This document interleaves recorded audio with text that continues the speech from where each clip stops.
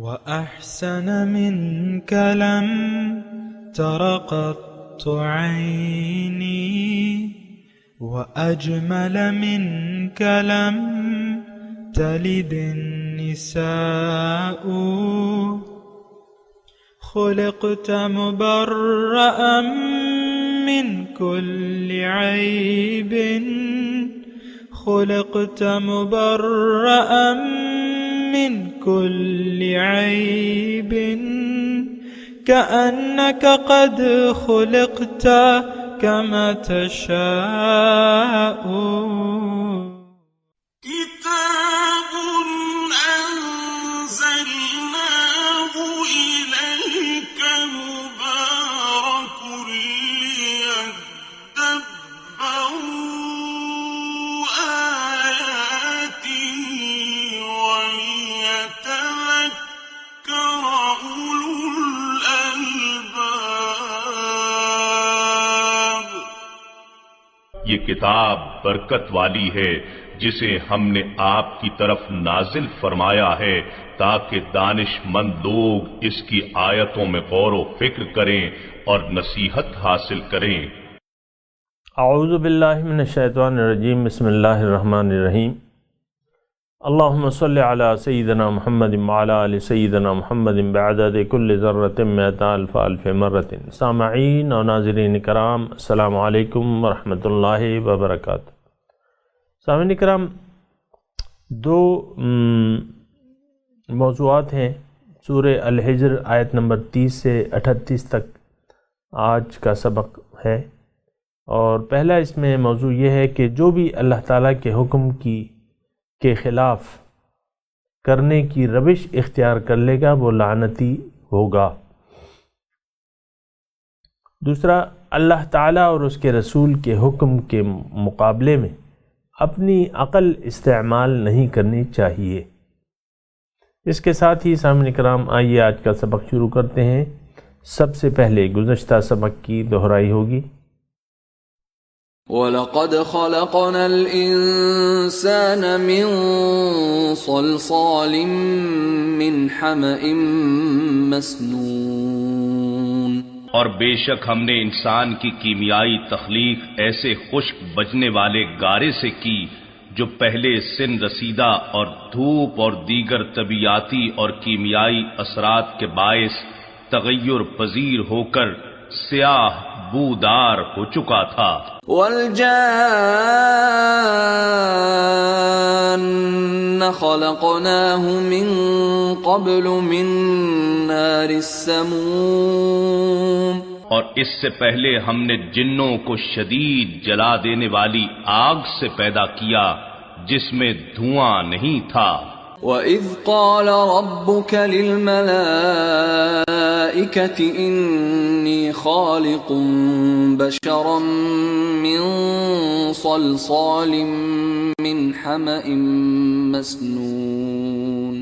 اور وہ واقعہ یاد کیجئے جب آپ کے رب نے فرشتوں سے فرمایا کہ میں سن رسیدہ اور سیاہ بودار بجنے والے گارے سے ایک بشری پیکر پیدا کرنے والا ہوں.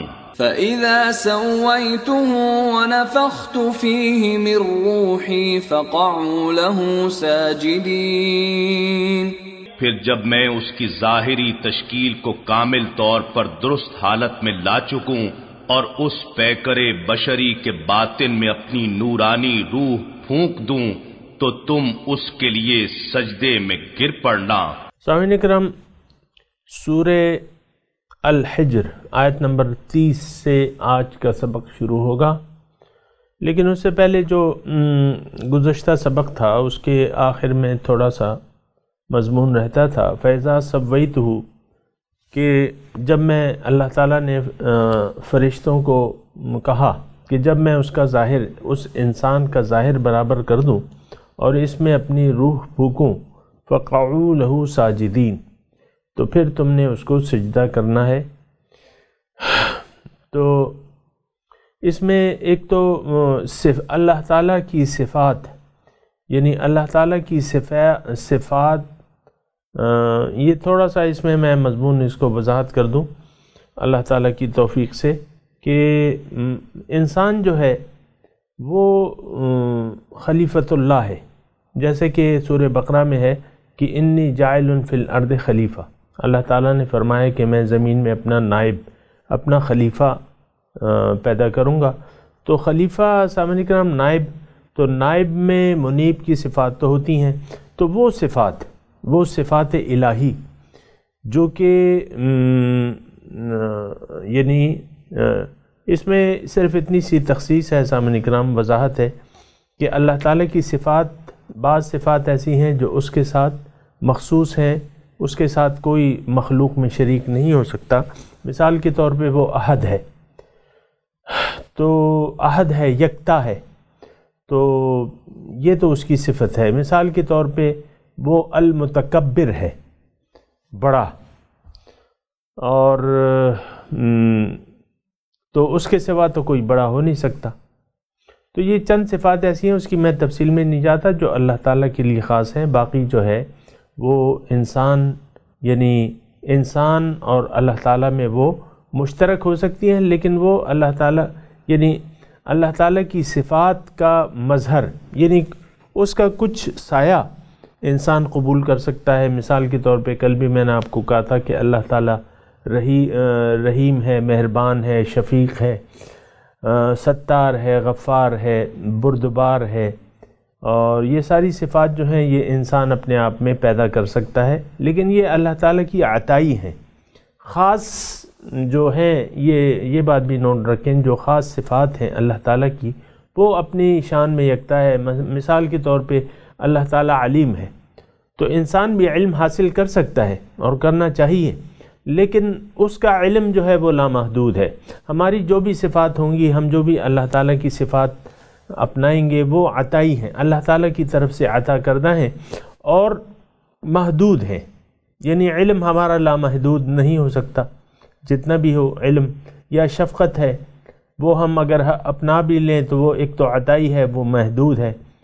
تو اسی طرح تمام صفات کا یہ عالم ہے، لیکن وہ کل میں نے آپ کو وضاحت کی تھی نا، تو وہ اگر کسی نے کل کا مضمون نہیں پڑھا ہے تو وہ سن لیں اس کو۔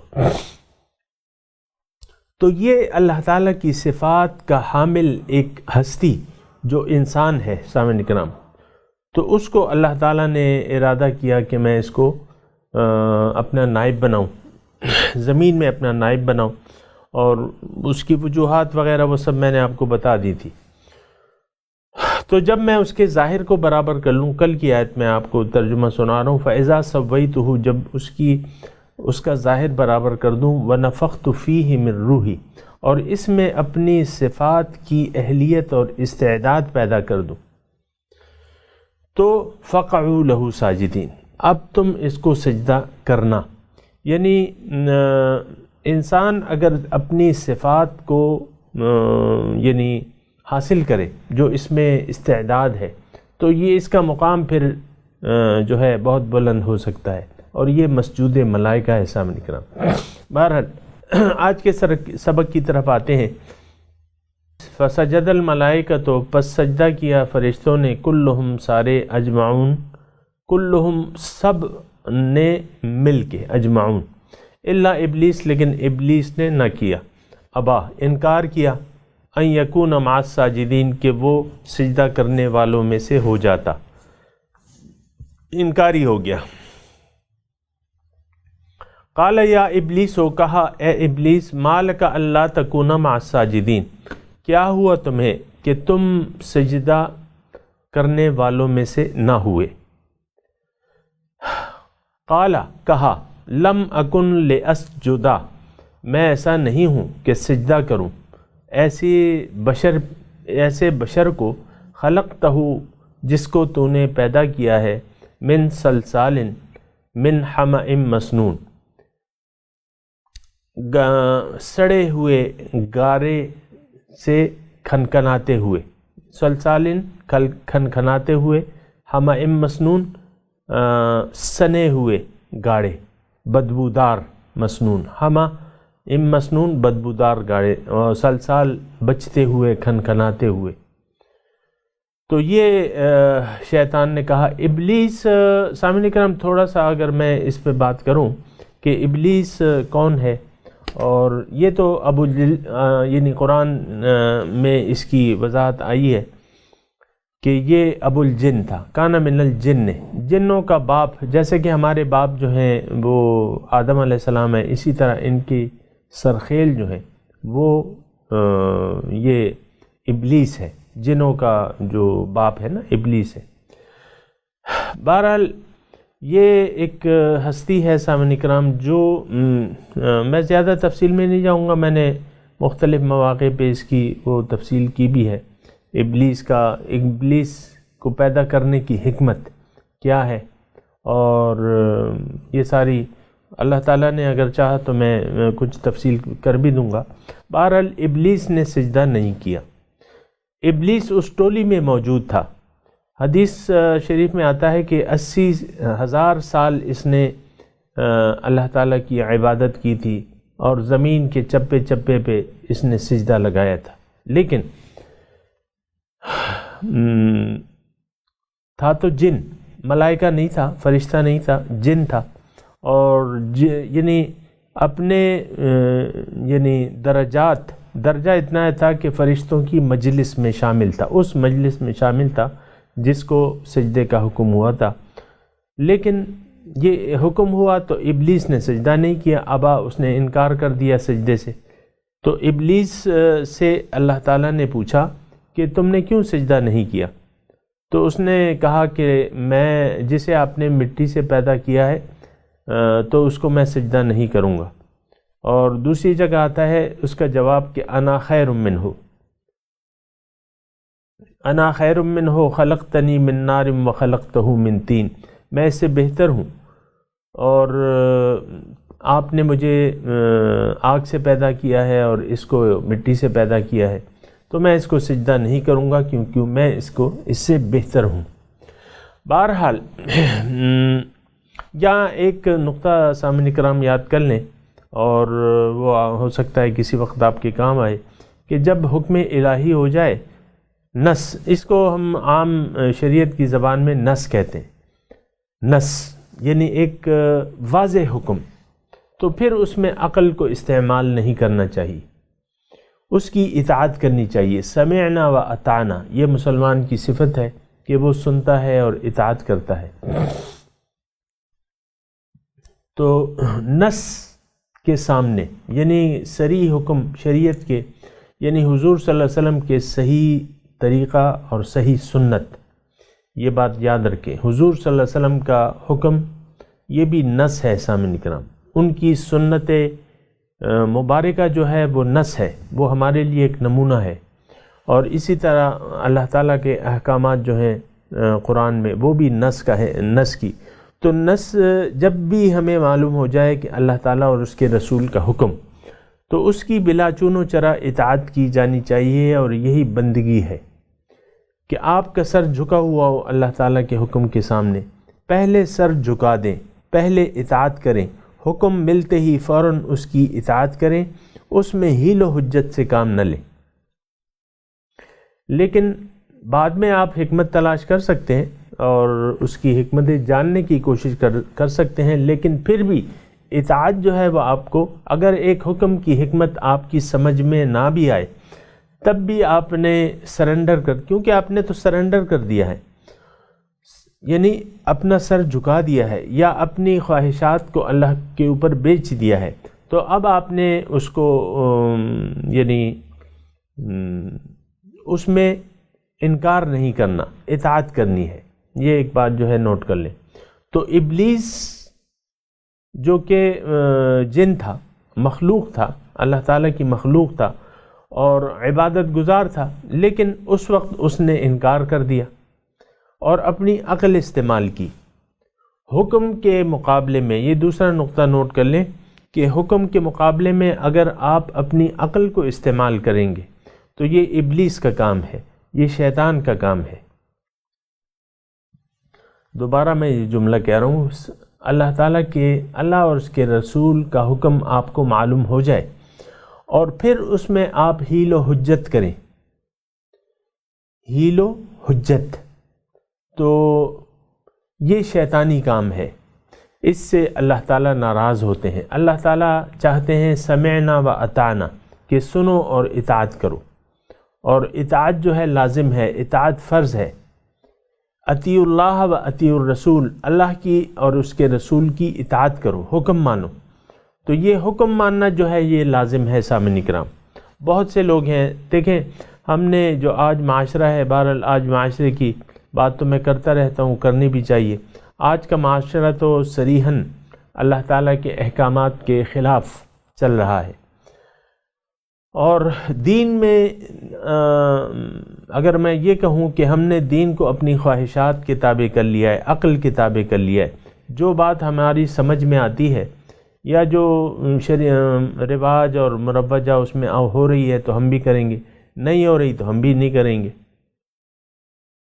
مثال کے طور پہ عرض کرتا ہوں، ایک شادی ہو رہی ہے، آپ کے بیٹے کی، بیٹی کی، بہن کی شادی ہو رہی ہے، آپ کہتے ہیں کہ بھئی ڈی جے ہونا چاہیے، مثال کے طور پہ عرض کر رہا ہوں۔ اب ڈی جے کا حکم تو یعنی موسیقی جو ہے اس صورت میں جیسے کہ ہو رہی ہے وہ تو یعنی ایک فضول کام ہے، اور منع کیا ہے اللہ تعالیٰ نے اور اس کے رسول نے کہ لغو کاموں سے انسان کو اعراض کرنا چاہیے۔ والذین هم عن اللغو معرضون، جو مومن ہے وہ بے فائدہ کاموں سے اعراض کرتے ہیں۔ اب آپ کہتے ہیں کہ نہیں یہ تو میں کروں گا، اور آپ کرتے ہیں، یعنی یہ تو جو دین ہم عمل کر رہے ہیں نا سامعین اکرام، تھوڑا سا آپ اس پہ غور کریں۔ اس شریعت کو، دین اسلام کو ہم نے اپنی خواہشات کے تابع کر لیا ہے۔ دین کا جو حکم ہمیں سوٹ کرتا ہے، ہماری خواہشات کے مطابق ہوتا ہے، اس کو تو کرتے ہیں، نہیں ہوتا تو نہیں کرتے۔ مثال کے طور پہ نکاح، آپ کہتے ہیں نکاح کہ بھئی نکاح جو ہے سنت ہے، اپنے بچوں کو بھی تیار کرتے ہیں کہ بھئی نکاح کر لو، یہ کر لو، وہ کر لو، اور پھر دفتر میں جا کے رشوت جو حرام ہے اس کو بڑے شوق سے لیتے ہیں آپ، یا کرپشن ہے یا خیانت ہے، لوگوں کی جیبوں پہ آپ ڈاکہ ڈالتے ہیں، تو یہ آپ اس کو آپ حرام نہیں کہتے، اس کو تو آپ بڑے شوق سے لیتے ہیں سامعین کا۔ تو آج کا دیکھیں، ابلیس نے ایک حکم سے انکار کیا تھا، ابلیس جو تھا وہ ایک حکم سے انکار کر کے مردود ہو گیا، ابھی الفاظ آئیں گے تو، لیکن ہم دیکھیں کتنے احکامات کی خلاف ورزی کر رہے ہیں، یہ بھی ذرا نوٹ کرنے کی بات ہے۔ بہرحال تو شیطان نے کہا کہ اچھا، پھر اللہ تعالیٰ نے فرمایا، آیت نمبر 34 پہ آ جائیں، قال فاخرج منہا فإنک رجیم، اللہ تعالیٰ نے فرمایا کہ تم نکل جاؤ، یہاں سے نکل جاؤ کیونکہ تم مردود ہو گئے ہو۔ اب یہ تھا کہاں؟ یہ اس پاک فرشتوں کی ٹولی میں، نورانی مجلس میں یہ موجود تھا، اپنی عبادات کے بل بوتے پہ۔ ظاہر ان عبادت اللہ تعالیٰ کی بندگی انسان کی درجات بلند کرتی ہے، تو یہ فرشتوں کی ٹولی میں موجود تھا۔ اللہ تعالیٰ نے کہا یہاں سے نکل جاؤ، فخرج منہا فإنک رجیم، تم مردود ہو، وَإِنَّ عَلَيْكَ اللَّعْنَةَ إِلَى يَوْمِ الدِّينِ، اور تم پہ میری لعنت ہے قیامت تک کے لیے، یوم الدین تک۔ یعنی دیکھیں، ایک حکم کی خلاف ورزی کی وجہ سے شیطان جو ہے وہ مردود ہو گیا اور لعنتی ہو گیا۔ یہ بات یاد رکھیں سامعین اکرام کہ اللہ تعالیٰ کے جو قوانین ہیں وہ یہ نہیں کہ صرف شیطان کے لیے تھے، جو قانون شیطان کے لیے ہے عبادت کے سلسلے میں، وہ انسان کے لیے بھی ہے۔ تو صرف میں یہاں یہ کہنا چاہ رہا ہوں کہ دیکھیں، ہم روزمرہ کی زندگی میں ہم تو اپنے آپ کو اللہ تعالیٰ کے قوانین کا وہ سمجھتے ہی نہیں ہیں کہ ہاں یہ قانون الہی، اس کو فالو کرنا چاہیے۔ ہم تو یہ سارا جو کچھ آپ کو نظر آ رہا ہے یہ خواہشات نفس ہے سامعین اکرام۔ مال کی محبت جو ہے وہ شدید ہے، اور مال کو اللہ کی راہ میں خرچ کرنے کے لیے ہم تیار نہیں ہیں۔ شیطان جو ہمیں فقر سے ڈراتا ہے تو اس کے ڈر کے بہکاوے میں آ گئے ہیں کہ مال خرچ مت کرو، ختم ہو جائے گا، جو تمہاری جمع پونجی ہے نا وہ ختم ہو جائے گی۔ تو الشیطان یعدکم الفقر، شیطان تمہیں فقر سے ڈراتا ہے وَيَأْمُرُكُمْ بِالْفَحْشَاءِ، یہ میں مثال کے طور پہ کہہ رہا ہوں کہ شیطان جو ہے وہ اپنا ابھی اس کے وار جو ہے اس کا بھی تذکرہ آئے گا۔ بہرحال یہاں میں صرف یہ کہہ رہا ہوں کہ ایک حکم کی نافرمانی کی وجہ سے وہ اپنے درجات کو جو اس نے حاصل کیے تھے وہ کھو بیٹھا اور اللہ تعالیٰ کی لعنت کا مستحق ہو گیا۔ اور یہ میں نے آپ کو دوبارہ یہ کہہ رہا ہوں کہ اللہ کے قوانین صرف شیطان کے لیے نہیں تھے کہ وہ یعنی مردود ہو گیا یا لعنتی ہو گیا۔ ہر جن و انس میں جس نے بھی اللہ تعالیٰ اور اس کے رسول کی مخالفت اختیار کر لی، یہ قرآن کی آیات میں پیش کر رہا ہوں، میں مطلب وہ وقت کی تنگی کی وجہ سے وہ آیات میں آپ کے سامنے پیش نہیں کر رہا، لیکن ترجمہ پیش کر رہا ہوں۔ جس نے بھی اللہ تعالیٰ اور اس کے رسول کی نافرمانی کی یا اس کی ایک روش اختیار کر لی کہ یہ ہم نہیں مانتے، تو پھر جو ہے اس کے لیے نار جہنم ہے، اس کے لیے لعنت ہے، وہ لعنتی ہے، وہ مردود ہے، وہ جہنمی ہے۔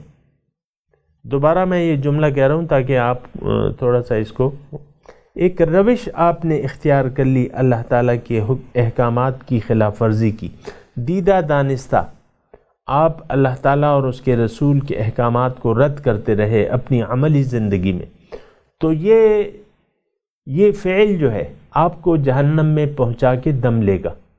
یہ جہنمی لوگوں کے افعال ہیں، یہ ان کا کردار ہے جہنمی لوگوں کا۔ بہرحال یہ بات یاد رکھیں۔ اب آیت نمبر اس کی طرف آ جائیں،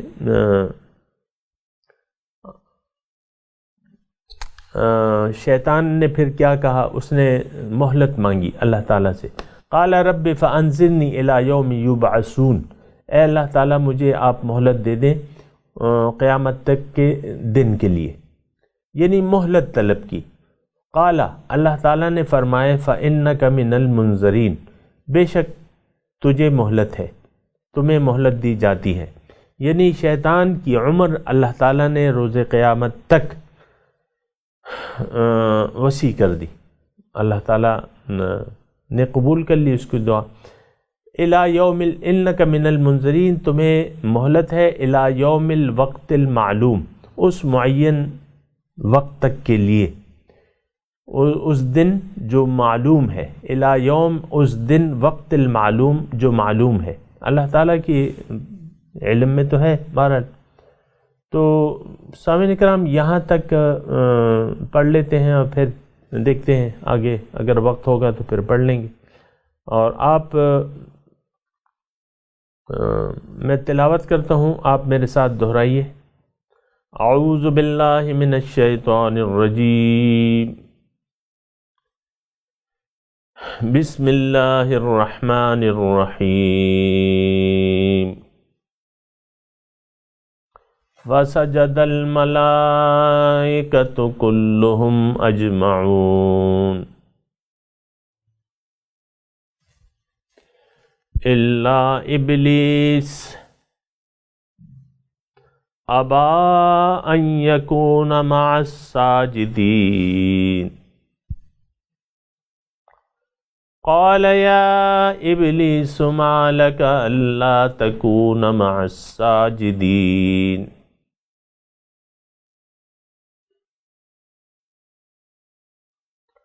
قال لم اکن لاسجد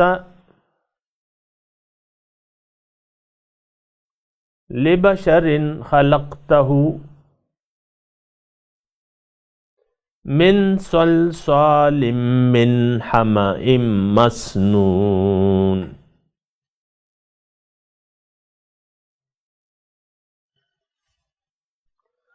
قال فاخرج منها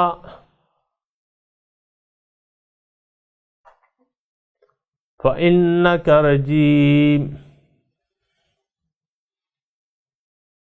وَإِنَّ عَلَيْكَ اللَّعْنَةَ إِلَى يَوْمِ الدِّينِ۔ قال رب فأنظرني إلى يوم يبعثون۔ قال فإنك من المنظرين إلى يوم الوقت المعلوم.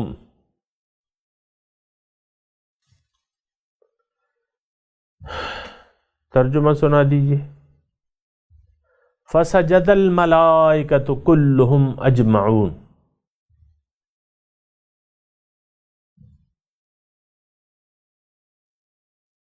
بس تمام ملائکہ نے، تمام فرشتوں نے اکٹھے ہو کر سجدہ کیا آدم کو، الا ابلیس، مگر ابلیس نے نہ کیا. یہاں مجھے ایک شعر یاد آ رہا ہے. یہ دو آیات جو ہم نے پڑھی ہے، وَنَفَخْتُ فِيهِ مِن رُوحِي فَقَعُوا لَهُ سَاجِدِينَ فَسَجَدَ الْمَلَائِكَةُ كُلُّهُمْ أَجْمَعُونَ. شاعر کہتا ہے کہ گر نبود ذات حق اندر وجود، آب و گلہ کے ملک کر دے سجود. اے انسان، اگر تم میں وہ ذات حق کا پرتو نہ ہوتا تو یہ آب و گل اور فرشتے تمہیں سجدہ کیسے کرتے؟ تم میں تو وہ ذات حق موجود تھی. بہرحال الابا، اس نے انکار کیا، ان یکون مع الساجدین، کہ ہو جائے سجدہ کرنے والوں میں سے. قال یا ابلیسو، کہا اللہ نے، اے ابلیس، مالکا، کیا ہوا تمہیں، اللہ تکون مع الساجدین، کہ تم سجدہ کرنے والوں میں سے نہ ہوئے. قال لم اکن لاسجد،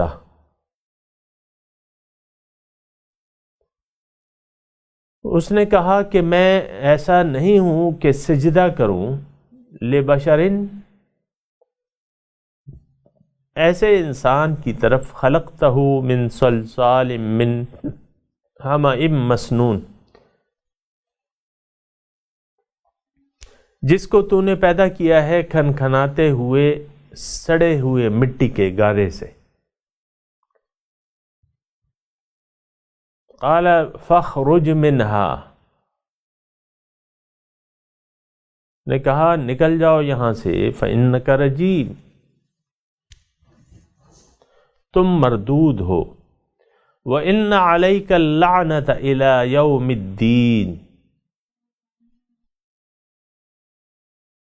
اور تم قیامت کے دن تک تم پہ میری لعنت برسے گی.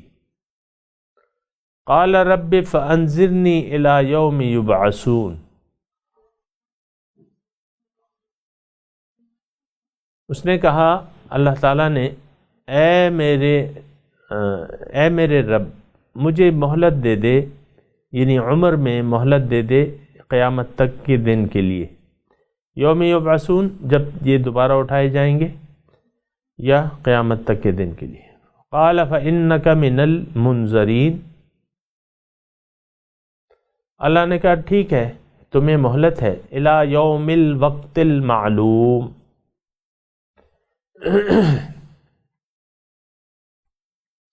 اس معین دن تک کے لیے. سامعین کرام، اب ان آیات کی تلاوت اور ترجمہ سنتے ہیں. فسجد الملائکۃ کلہم اجمعون، So the angels prostrated themselves all together, إلا إبليس أبى أن يكون مع الساجدين، except for Satan. He refused to be among those who prostrated themselves. قال يا إبليس ما لك ألا تكون مع الساجدين. He said, O Satan, what kept you from being among those who prostrated themselves? قال لم أكن لأسجد لبشر خلقته من صلصال من حمأ مسنون. He said, I am not about to prostrate myself before a human being whom you created from clay from molded mud. قال فاخرج منها فإنك رجيم. He said, then get out of here, for you are an outcast. وَإِنَّ عَلَيْكَ اللَّعْنَةَ إِلَى يَوْمِ الدِّينِ. And the curse will be upon you until the day of judgment. اس کے ساتھ ہی آج کے درس کا وقت اختتام کو پہنچا. انشاءاللہ اگلے درس میں ملاقات ہوگی. وآخر دعوانا ان الحمد للہ رب العالمین. والسلام علیکم ورحمۃ اللہ وبرکاتہ.